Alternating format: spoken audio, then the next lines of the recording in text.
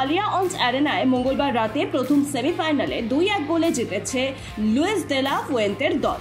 সেই সঙ্গে উঠে গেল ইউরোপিয়ান চ্যাম্পিয়নশিপের ফাইনালে। এদিন 3টি গোলই হয় 25 মিনিটের মধ্যে। রান্দার গোলে, মুয়ানির গোলে পিছিয়ে পড়া স্পেন সমতায় ফেরে ইয়ামেলের গোলে।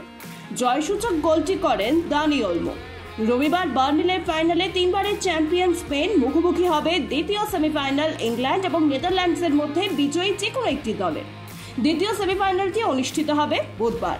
ইউরো সেমিফাইনালে স্পেনের বিপক্ষে প্রথমে এগিয়ে গিয়েও হেরেছে দেসামের দল, আর এই হারের দায় নিজের কাঁধেই নিয়েছেন এই ফরাসি কোচ দেসাম। ম্যাচ শেষে তিনি বলেন, আমি কারোর উপর দায় দিচ্ছি না, আমি দলের দায়িত্বে, তাই এই হারের জন্য আমিই দায়ী। স্পেন খুব ভালো একটি দল, তাদের বিপক্ষে খেলেছি। এমবাপ্পের চেষ্টা করছে দলের হয়ে। আমি এটা বলছি না যে খেলোয়াড়রা তাদের সেরাটা দেয়নি, অনেকে তাদের চাহিদা মতো দিতে পারেননি নানা কারণে। প্যারিস অলিম্পিক্সে ক্রীড়াবিদদের সাইবার নিরাপত্তার জন্য এআই এর ব্যবহার করা হবে। আগামী 26শে জুলাই প্যারিসে শুরু হবে অলিম্পিক্স। রাশিয়া, ইউক্রেন ও হামাস ইসরায়েল এই বিশ্বের নানা উত্তেজনার মধ্যে প্যারিস অলিম্পিক অনলাইন অপব্যবহার মোকাবিলায় আন্তর্জাতিক অলিম্পিক কমিটি কৃত্রিম বুদ্ধিমত্তা প্রযুক্তি ব্যবহার করার পরিকল্পনা নিয়েছে। 5টি বিষয় এআই ব্যবহার করবে অলিম্পিক্স কমিটি। এজেন্ডা তৈরিতে Delft, Massachusetts Institute of Technology, Purdue বিশ্ববিদ্যালয়, অক্সফোর্ড বিশ্ববিদ্যালয়ের গবেষক সহ ইন্টেল এবং আলিবাবা ক্লাউডের প্রযুক্তিবিদেরা কাজ করছেন। ভারতের বিশ্বকাপ জয়ের ট্রফি নিয়ে দলীয় উদযাপনের ছবি সামাজিক যোগাযোগ মাধ্যমে পোস্ট করেছিলেন বিরাট কোহলি, আর কোহলির সেই পোস্ট করা ছবি এশিয়া মহাদেশে এক রেকর্ড ভেঙেছে। পোস্টটি 21 মিলিয়নেরও বেশি লাইক পেয়েছে। একসময় বিখ্যাত কোরিয়ান ব্যান্ড বিটিএস গায়ক কিমের একটি পোস্ট 20 মিলিয়ন লাইকের রেকর্ড গড়েছিল।